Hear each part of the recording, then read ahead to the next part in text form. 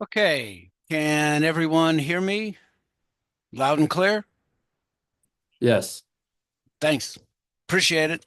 All right, without further ado, let us get started. First off, I wish I'd be back in my chair, but even I'm not stupid enough to go out, especially with a bad knee. So I didn't have to be talked into it a lot. So I will see you Thursday. And Thursday we will finish up chapter 3 on auditing channels, and we will prepare for our first test next Tuesday. I'll only go over little bits about how how I craft it and those kind of things. And we'll talk about what parts to expect. And certainly, you definitely know that you're going to hear about the end user because they perform certain channel functions. So just letting you know that one right off the bat. Okay. All right. So let us, without further ado, start talking about the concept known as an efficiency template. So, what is an efficiency template? Well, one of the things that we have to do is come up with a way of assigning, let's just say, equity uh, in the performance of our channel members. How do we know whether our channel members are performing efficiently? But not only that, is their contribution perhaps higher and more valued than another channel member? That would be another thing that the efficiency templates are supposed to do. So we're going to talk about the efficiency templates. We're not going to do one for the test, but you're certainly going to need to know the ins and outs of it, what it is and how it works. So the first thing that the efficiency template hopes to do is that it hopes to capture the type of work that is done by each channel member in order to perform their marketing functions. When I say marketing functions, we're talking about physical possession, ownership, promotion, negotiation, financing, risk, ordering, payment, and information. We're talking about all of those together. All right. Then what we're going to do is assign the importance of each channel function to each of the end user service outputs. In other words, that our consumers want and desire, which ones are more valued to our consumers than others. And then hopefully at the end, we are going to come up with the share of the total channel profits that each channel member should receive. Now, it's important that you look at this last phrase here because that is the definition of what's known as a normative, NORM, normative profit share. Normative profit share. Normative means should in Latin, all right? So a normative profit share is the share of the total channel profits that each channel member should receive. Well, how do we decide what they should receive? Well, the way we decide it is we look at what each channel member does and we come up with some kind of system of saying, well, what that channel member does is important, but this other channel member has something that is even more important. And what we do is we assign ranks. Well, what's the problem with this is it's a reasonable idea. It makes a lot of sense, but one of the difficulties that comes with that is that you have problems with scales like this, with preference difficulties. So, if I were to come up with this, design this as a research project, and I were to say as a business, which one of these are important to you? What is important? Fast service, technical support, customer service, and training. The most logical answer for the difficulty of this is, well, they might all be. It's kind of like asking who is important in your life, your mom or your dad, and if they're both important, how do you deal with that? Well, this is even more than that, of course, because we can't make those kind of assumptions. But the preference difficulty is that all of them are valued. And so, how do we go about assigning what we would consider to be real world importance, we use what's known as a constant sum scale. So a constant sum scale, if you've ever seen these before, the constant sum scale starts at sum total that's 100, which is, we use 100 quite simply is because we're a base 10 society, and it makes it easier for us to assign things with 100%. It's that simple. So what a constant sum scale says is that based upon what you consider these things are important, you ultimately assign them a weight. All right. And that's what this says, is that in this, you could say that fast service is the number one thing that this particular business wishes, and customer service is second, and then training and technical support are secondary. If you remember when we were talking about in the last chapter, when we were talking about market segmentation, this is one of those ways that we assigned weight about which is more important to the customers. Well, by very same token, we're going to use this to be able to assign the weight of importance of a particular thing to us.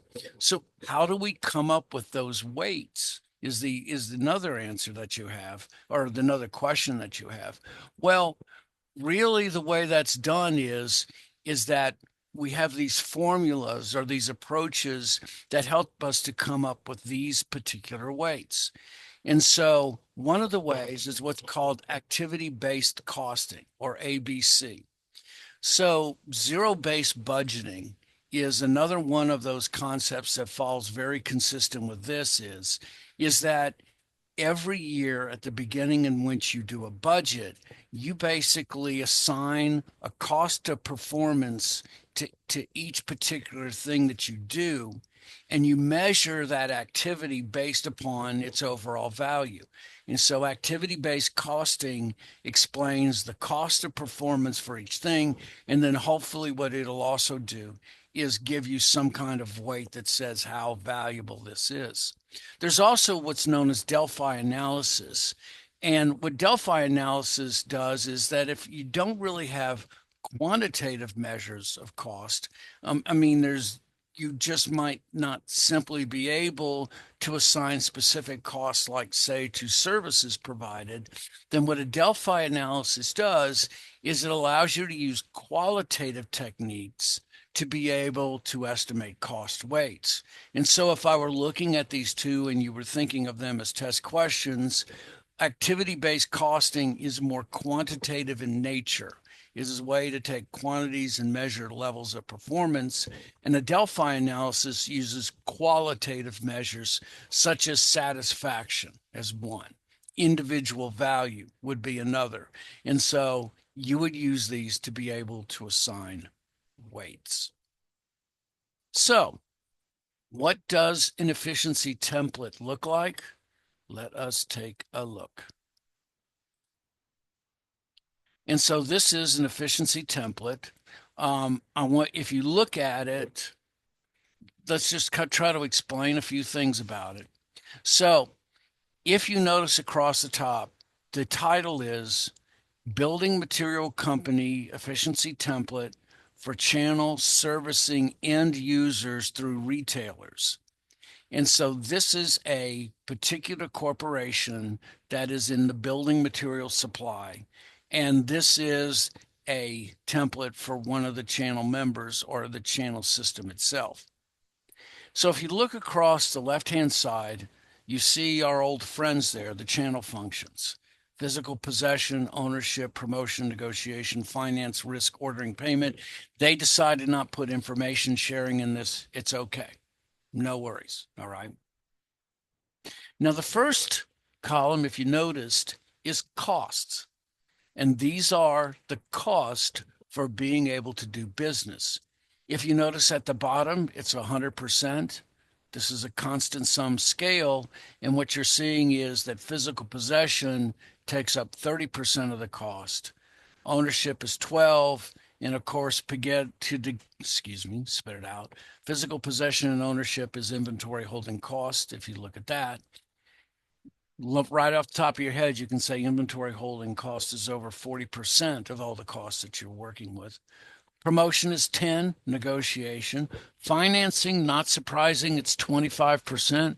I could certainly see why when you're talking about building materials, and building materials could be in the tens of thousands of dollars. And then risk and ordering and payment, and you ultimately have 100%.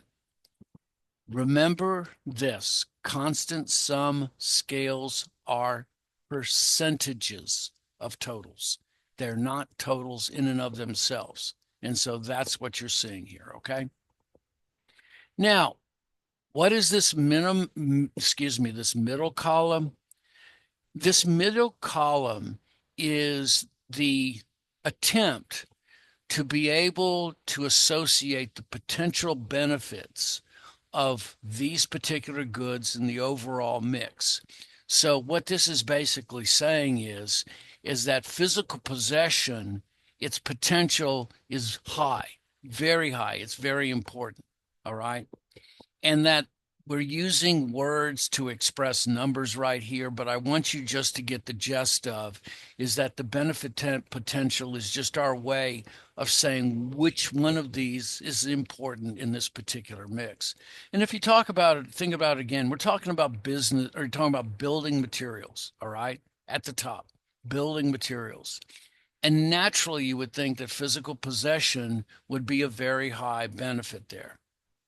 Now, this last final weight, this thing that we're seeing here, is the cost that is also associated with the benefit potential.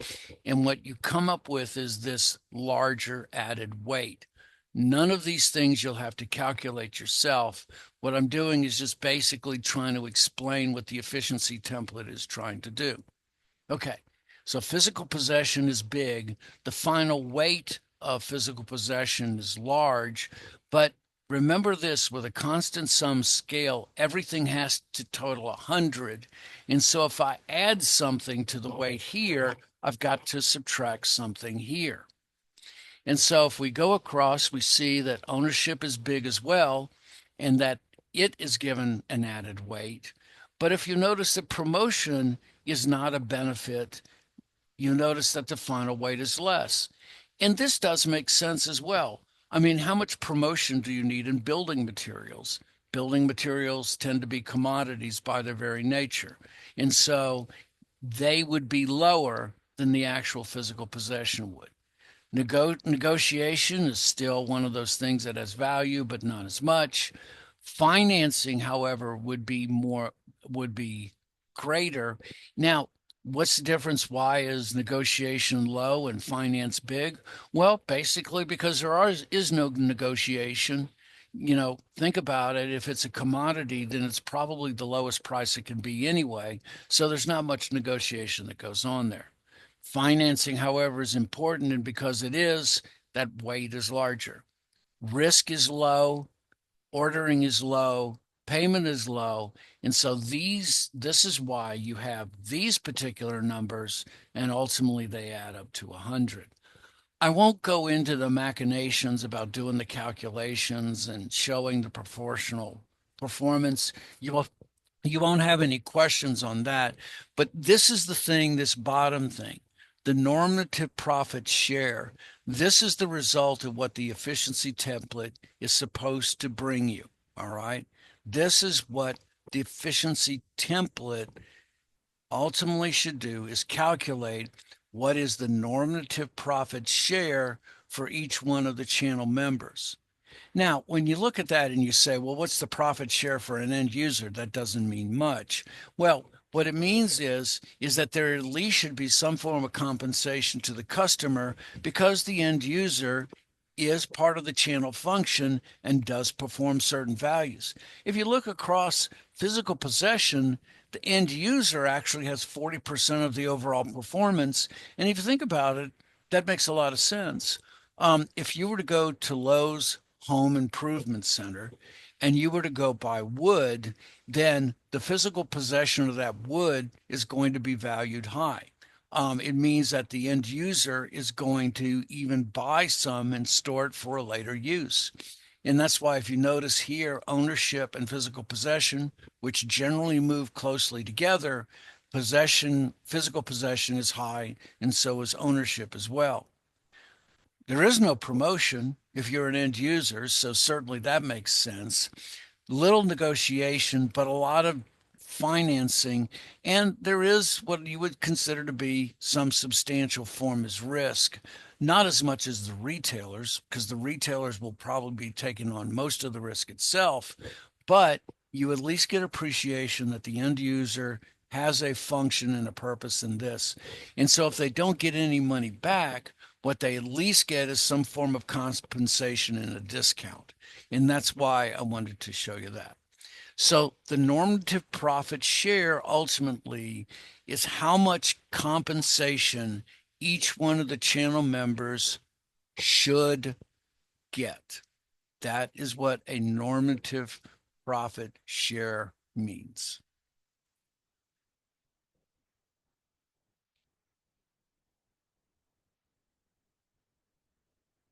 And so, yes, the idea is to account for those weights, whether you come up with a qualitative or a quantitative way, whichever way you do, as long as you come up with those particular numbers. Now, I won't go through how you compare value in the efficiency template. I'm not going to make you do the calculations.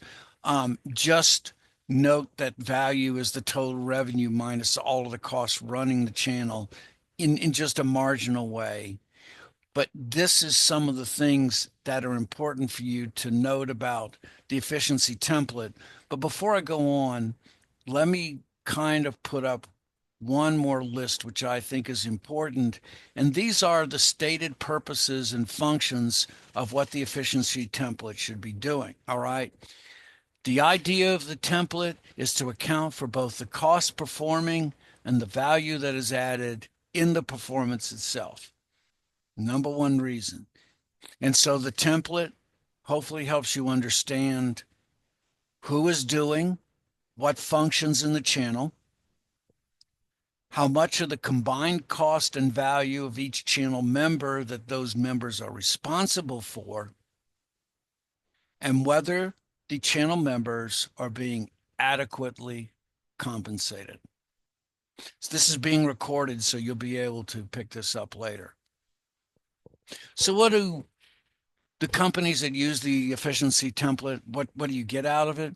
Well, you get a greater ability to defend how you allocate profits among channel members based upon an in-depth analysis. And I don't mean just a wild guess. That's what the efficiency template does. It gives you a focus or a game plan or a framework for coming up with what you consider to be just compensation. And that's what this recommendation of the splitting of the channel profits does. It also would help you in assigning or understanding the value that the end user creates so you can consider compensation to the end user in one way or another, whether it's through added services or discounts as well. And then the last of this basically is to get a set of recommendation regarding which should be the future emphasis of performance in particular channel functions. In other words, it tells you ultimately where you should be going and how you should compensate. The last thing, as I've said, is that the efficiency template should be filled out for each channel member, which means that if you have specialized intermediaries, individuals who basically do only one function, and let's say that's finance, those individuals still should be in the mix and should be calculated in one way or another. Okay. Any questions? All right. So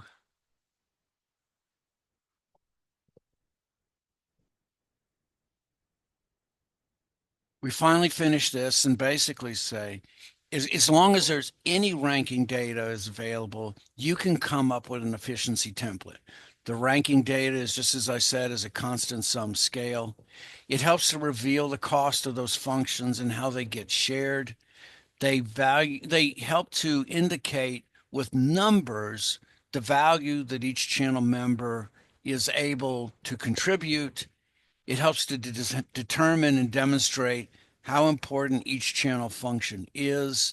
And then finally, it is a very powerful explanatory tool for justifying how to pay channel members. And so these are all of the things that are wrapped up in the efficiency template. Now, why are we so concerned that our channel members are receiving just values? Well, it has to do with a concept known as the equity principle. So the equity principle basically is a concept or a statement that says each member's level of compensation should reflect their degree of participation in the marketing functions and the value that they create. What does the equity principle basically say? It means an honest day's wage for an honest day's work. Compensation should mirror the normative profit shares, because what will happen is that you will basically start to find conflict starting to arise in any of the relationships, because whether we assign that or not, humans have an excellent way of knowing when they're not being compensated for just value. It is important for the equity principle to work also is that you identify the actual costs that are incurred and develop agreed on estimates of the value that's added in the channel. In many cases, or let's just say in practically all cases, the actual profit shares will not match the normative profit shares. But as a tool for negotiation, it is invaluable. Do a lot of companies do it? Not all of them. Um, those that especially are very big on being able to right size exactly how much compensation they have for their members to use it. It's a very valuable tool, whether you're using an online calculation or whether you're manually creating themselves.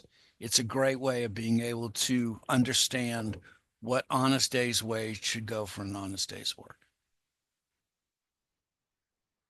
Okay, let us move on. Why are we doing all of this besides wanting to get at your grades? Well, there's a better reason for this, is that ultimately what we hope to do is we want to move towards a concept that's known as the zero-based channel. What does the zero-based channel mean? The zero-based channel basically states that the service outputs that are performing all of the necessary functions, we want to be able to produce those at the absolute lowest minimum cost possible. And once again, for marketing people to talk about cost, it's not an easy thing for me to do. But the zero-based concept says we want to do everything. We want to perform everything that we should or what our consumers expect us. And we want to be able to do that in a zero cost. And that's what the zero-based channel concept is. And of course, it's unrealistic. But what you're hoping to do is to do it at the lowest obvious cost you can. Now, how do we control cost? In an inventory system, the only way you control cost is inventory. So when we talked about when we talked about the inventory holding cost, which is the physical possession and ownership, generally what we hope to do with our inventory is stretch out the life of that inventory as long as we possibly can. And hopefully what we do is find vendors who can replenish fast enough so that we're not always out. We might even do things like reduce variety. For those of you looking at this, you're looking at the classic Walmart example of how you go about creating a zero-based channel. You reduce the amount of unique items that you have. Excuse me. You don't reduce the number of unique items. You keep one thing in just about every category, but you have less variety within each category. That's one of the ways that you can reduce costs. The other is that you allow goods to sit on the shelf longer than expected. The difficulty with that is that you have a problem that's known as the bullwhip effect. And so, what is the bullwhip effect? This is a classic one that is in supply chain, and we use this equally when we talk. The bullwhip effect basically states that when there is a small increase in customer demand, you'll have a high increase in supply chain costs and excess stock. And so let's just say for one particular weekend of a football weekend, we have a shortage of beer. I can't believe that would happen here. But anyway, you have customer orders that spike. Now, the bullwhip effect also, if you look at it from left to right, says that the further you get away from the customer demand, that the waves get higher and higher and higher. Small increases in demand create large increases in cost and excess stock. So a 5% increase in customer demand could mean a 15% increase in distributor demand. Because remember, once again, one of the functions of service output is to break bulk. And I am not going to produce just a 6 pack of beer. I'm going to produce pallets and pallets of beer. And so that is the difference or the difficulty with the bullwhip effect. If I allow my stock to reduce itself to a sufficient amount, what happens is that I drive further and further away. I have greater increases as the wave effect gets further and further away. And so that's what the bullwhip effect is.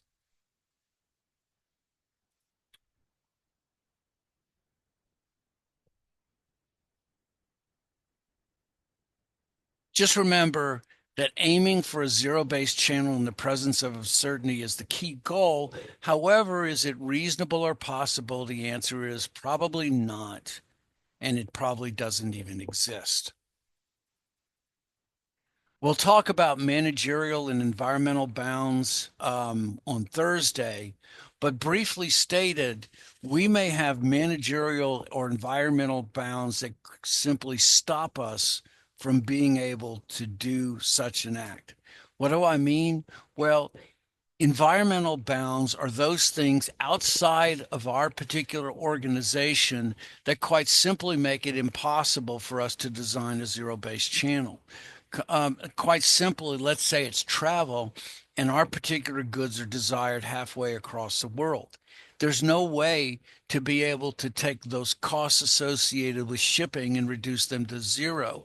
And so that's an example of environmental bounds. Managerial bounds are limitations within the organizations that we can't simply compensate for. And that can be just making stupid decisions that ultimately what they do is they drive, they just drive uncertainty and we can't deal with it. And so just remember, it may not exist. We want to evaluate the effectiveness of each of those activities. Remember that with the bullwhip effect, the farther the distance from the end user, the greater the uncertainty of demand. So remember that. The farther the distance from the end user, the greater the uncertainty of demand, and then also the difficulty of forecasting.